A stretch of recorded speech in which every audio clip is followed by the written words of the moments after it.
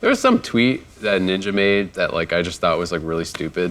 I think what he said was like, when you stop getting mad at losing, you lose twice, something like that. Yeah, exactly. That's what it was. I just tweeted out something like basically disagreeing, saying like, hey, like yeah, like people get mad, but like it's not actually the constructive part. If you can like be calm about your losses and think about why you're losing and what's going wrong, like you're gonna get better faster, basically. And then just like someone responded is like, what the fuck would you know? Blah blah blah. And I'm like, I literally was a world champion. Did you know you were gonna headshot him when like you were writing it? I don't know. It's just kind of like, you know what? Like I don't usually respond to those kind of people. Yeah. But it just kind of like pissed me off. I was like, you know what? And you didn't want to lose twice. Exactly. Yeah, so I was kind of just like, screw you. Like, you know, like I'm an esports boomer, but like I did some stuff in my day. I did my time. You know? Blog about it, naysayer, you can hardly doubt it. Who's the best? Who's the worst? We can argue hours. Running through Soldier Field, I'm Jordan Howard. Nowadays, they respect money more than power. Money, power, respect, we all want some. I ain't waiting, I needed it one lump sum. Made man trade hands with young guns. They stopped manufacturing the cloth that I'm cut from.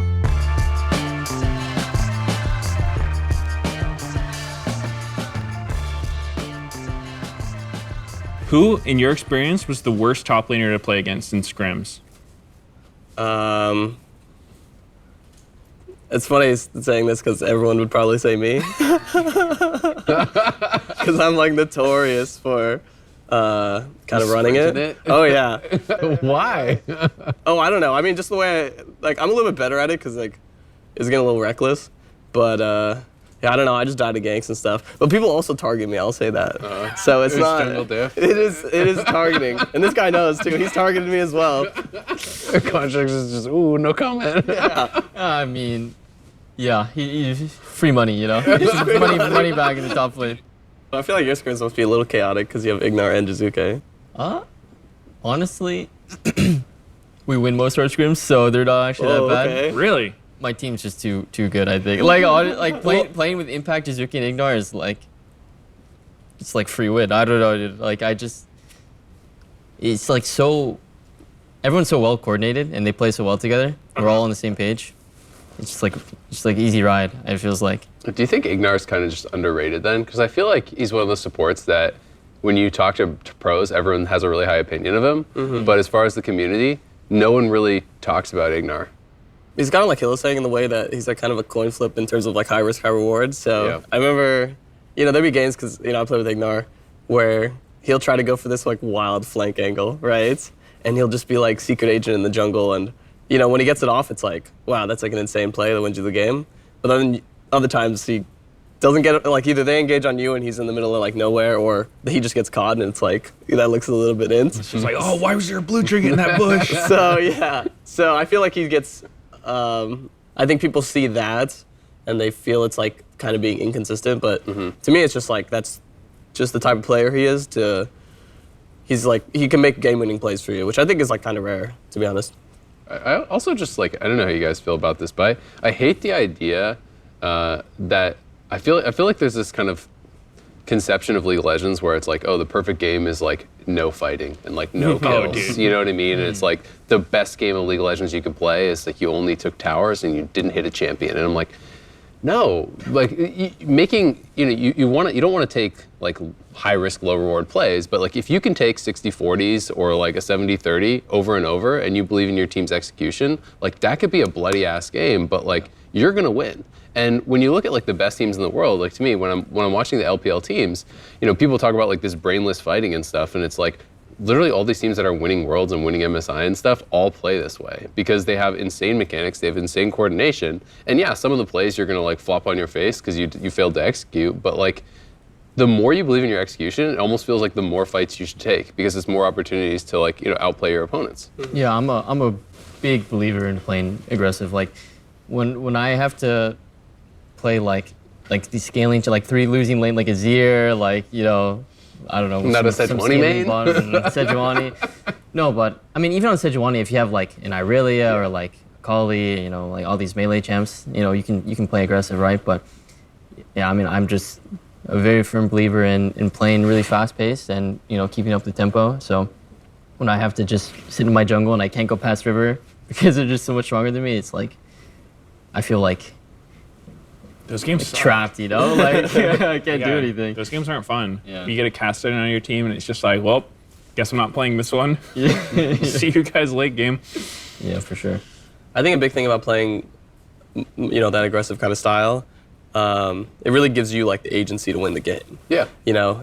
When you're just playing scaling, it's like, yeah, you can win, and maybe against like weaker teams, it's like, consistent because they're not going to be able to close out or not going to be able to punish you.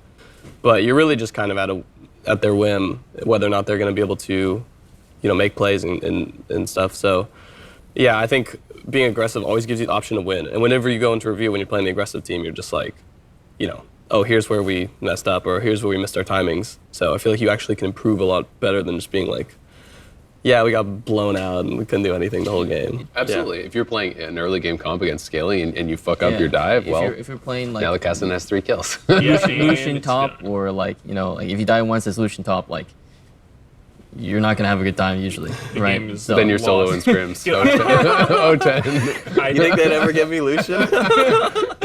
Dude, I think Jizuke has been one of the most interesting cases of this, where like he got a ton of criticism like since he's been North America, and like even like I've criticized his play because like from playing against him like on 100 Thieves, we always called him a homie, like because this idea of like a homie stock in Smash Bros, where it's just like you give a kill to like even it up.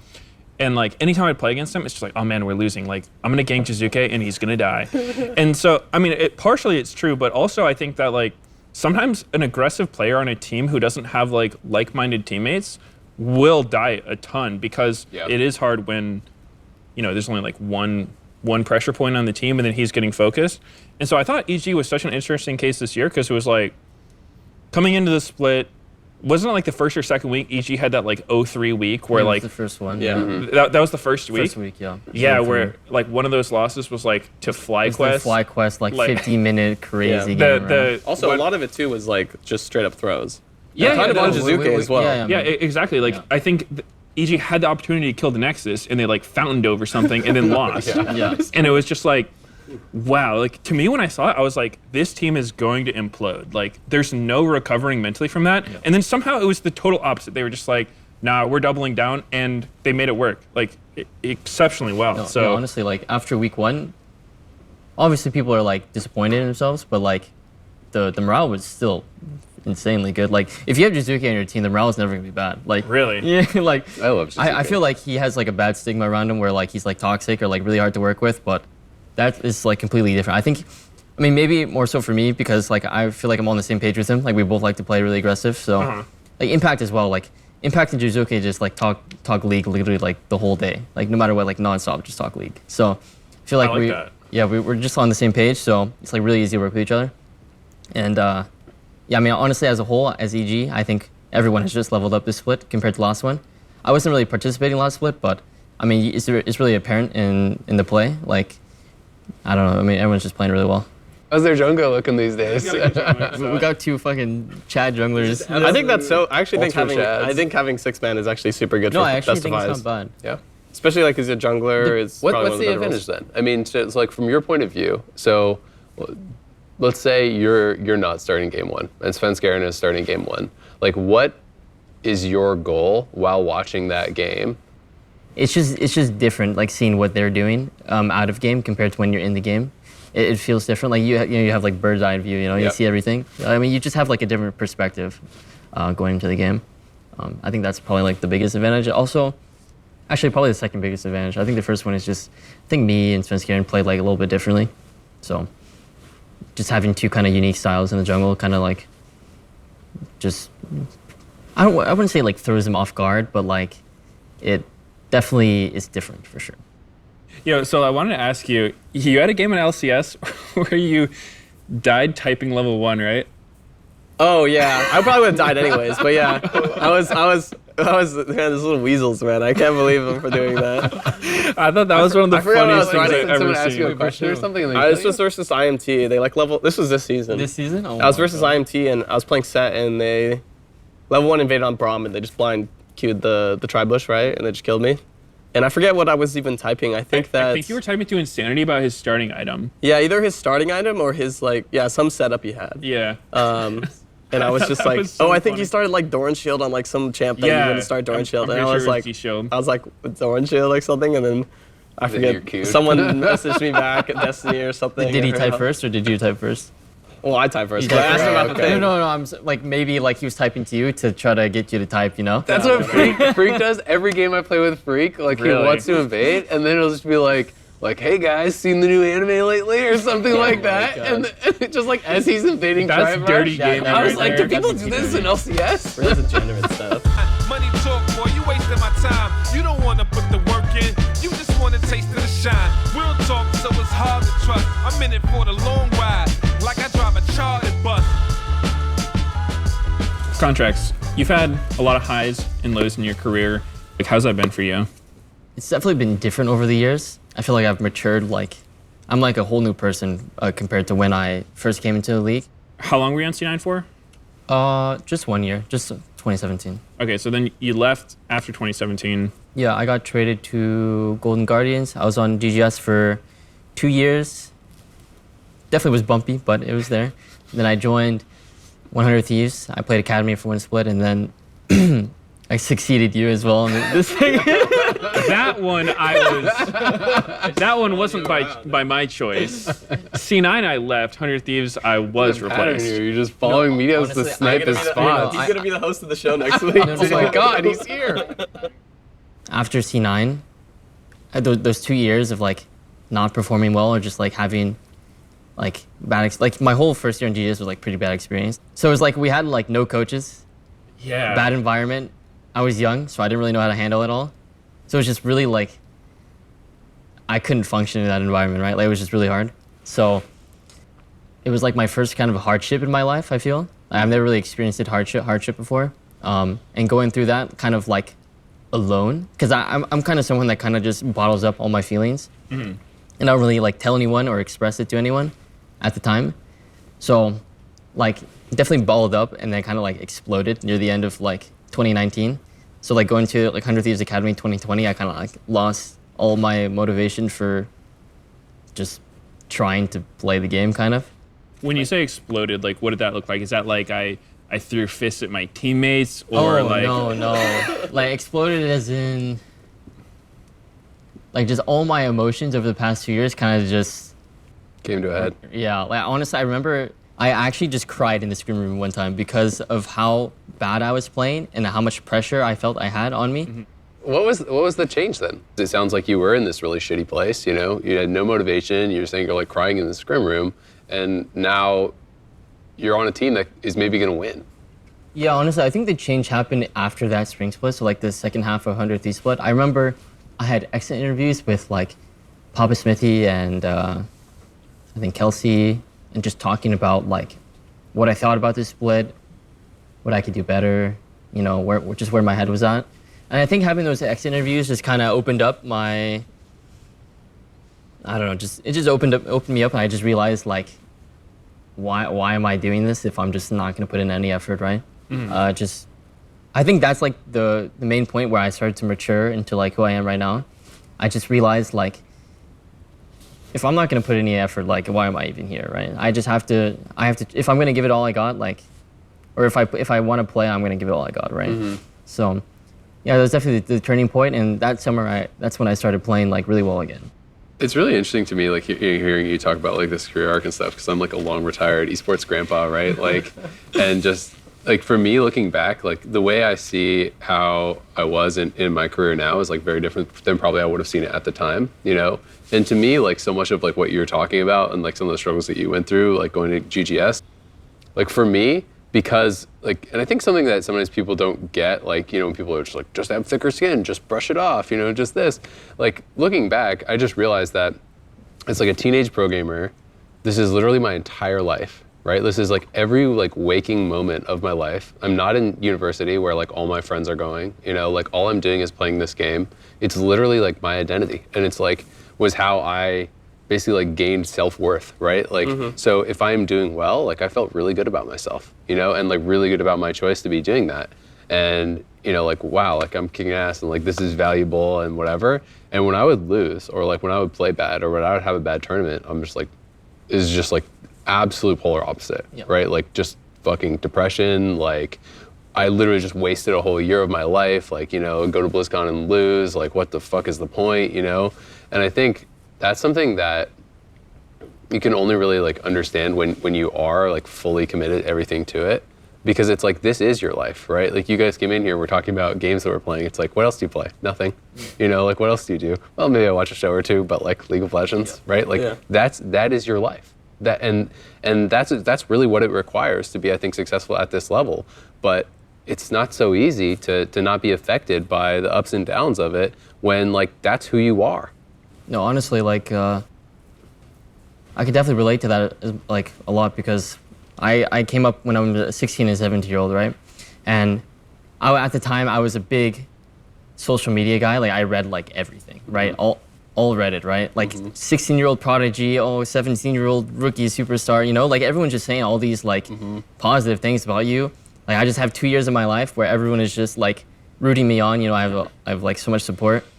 And then I have those 2 years, right?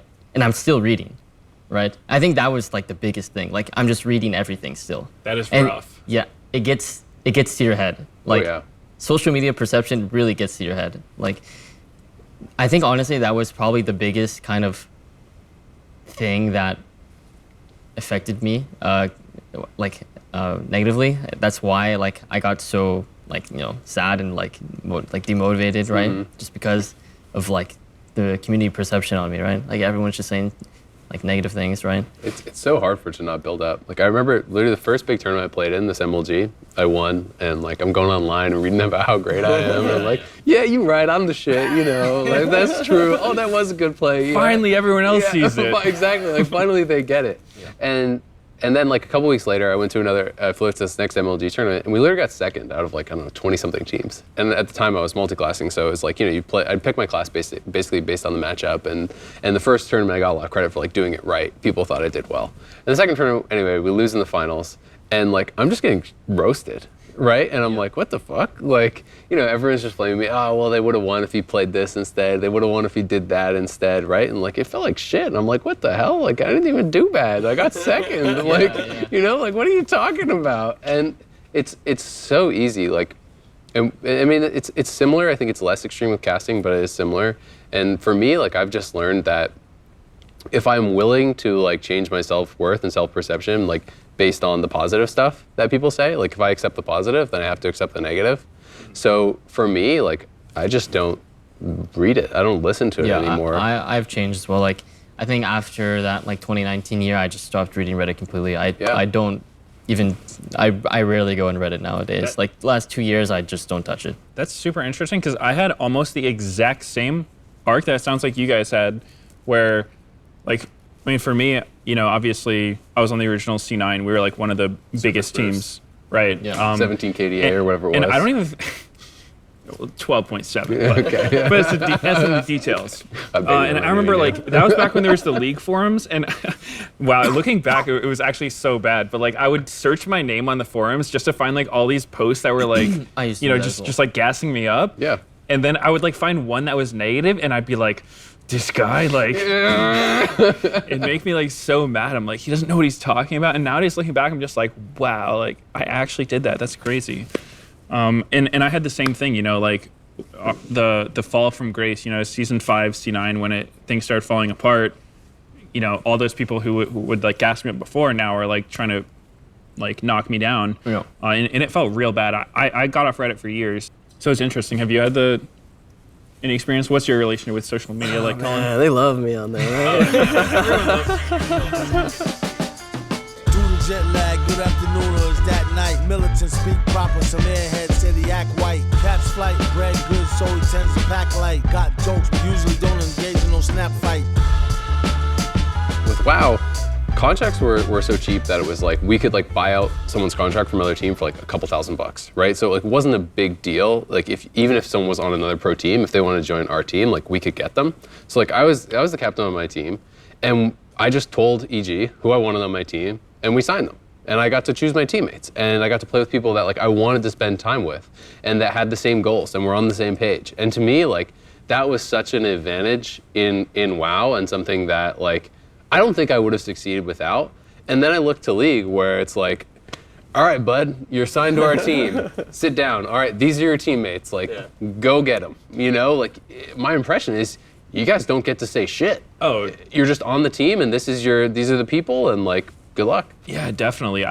Sometimes I wonder, like, would the league be better off if there was like more opportunity for players to talk to each other? Because right now, I think most players are like terrified of like the poaching rules. Because obviously, like, I understand why they're there. I was like, scared of that, and well, yeah, and I mean, poached whoever I wanted.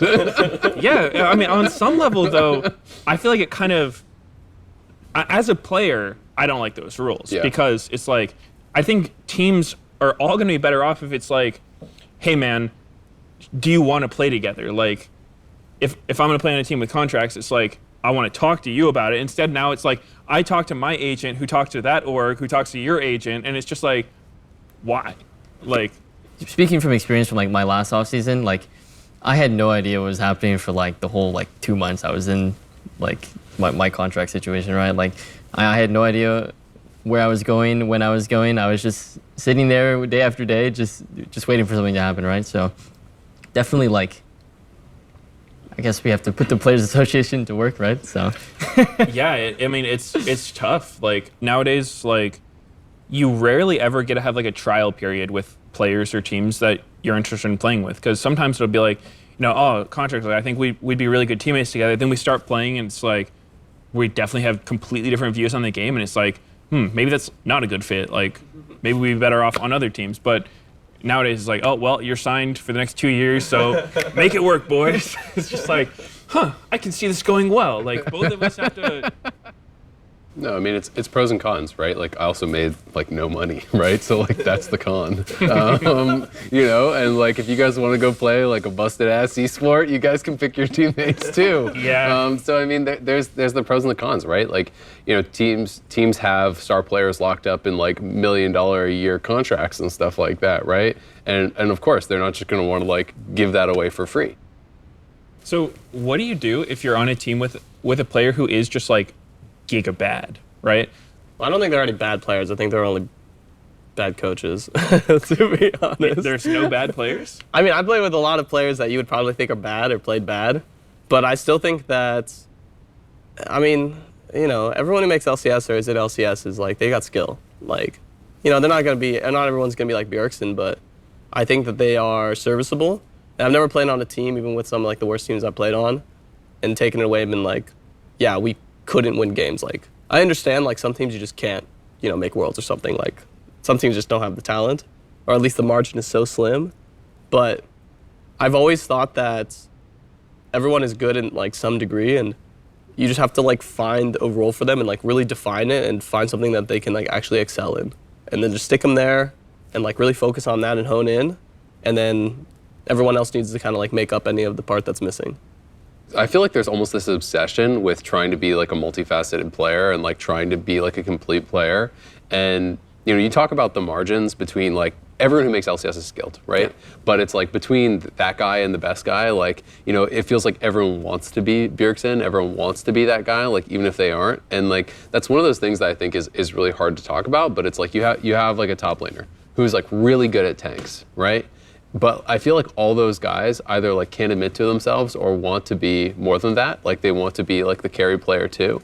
And like I don't think that there's anything wrong with like just being the tank guy, right? Yeah. And one of the things that I always am kind of like sometimes frustrated by, like watching from the outside perspective, is when someone really excels at one style, like that they don't branch out more within that style instead of trying to learn something new, right? So it's like Ornn is like the tank meta, and it's like Ornn's banned out. So now they're gonna play fucking Aurelia top and just like sprint it. And I'm like, okay, like maybe Ornn is the best blind pick, but like Malphite's still good into AD, and like Maokai's good into AP, and like Sion could maybe work here, and like what about Mundo against like AP matchups, and like what about this? Like there's more than just like one tank or like one control mage or one carry, right? Like, and that's one thing that I feel like from the outside perspective, I feel like sometimes pro teams are doing wrong, where it's like you have a guy who's really good at X, why not just like improve on that instead of trying to like shore up these weaknesses? Because sometimes like their other champions are at such a lower level compared to their best stuff. I hope my coaches don't put me on Sejuani. Yeah, so I mean, I think it definitely depends on what the meta is. Yeah. For example, last year, or not even last year, earlier split, it was like Hecarim Udyr meta in the jungle. And you have to play these champs. Like, you can't branch out. But right now, the meta is like, you can kind of play whatever you want. You see Zac, Mundo, some people even play Sejuani, there's like Gragas, you know. I feel like it definitely depends on like how strong the top champs are in the meta, in my opinion. Is Zac actually viable? No, he is. You gonna make a comeback now? No, dude, I think like, I mean, I don't think he's like great or anything, man, but I think he has his spot right now. I like when I do the co-stream with Doublelift, he always tries to trigger me because like Zac has been picked, and in my opinion, like Zac is so far from viable because like he has infinite weaknesses, in my opinion. Like his early game is non-existent. He can't duel. He can't invade. He looks stupid. Well, No, he's cool. I think the way, But the way he you play him- like You're like, whoa, half, Slayer roll. half the champs in the roster can cancel his jump. I'm just like, oh man, this champion is just ass. I think the way people play him is just like, so usually you want to have like some kind of prow lane and you kind of just hide behind it, right? Like you can't get invaded, right? Yeah. Like if you have strong It's a lanes situational and thing. you can hide behind those lanes, right? Yeah. I think that's the only scenario where I would look for it. fair. It's just a personal thing for me, like, cause I love playing Zac. He's fun, but just in recent seasons, it feels like it's actually so unplayable because like you can't 1v1 anymore. Yeah, I mean, if you're playing Zac versus Xin Zhao, Lee Sin, you can't win. You can't play, You not even cannot look at the jungler unless you have a strong lane next to you. Yeah, that's a little aside. I'm passionate about Zac, but when I see people telling me he's good, like, oh, he's viable again, I'm just like, if the other jungler doesn't have hands, they're brain me. Sorry, Charlie. Get back up on your Harley.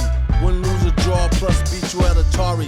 Drop their ass deep in some far-off safari. And probably even got the answer to who the hell are we? Metal face squadron.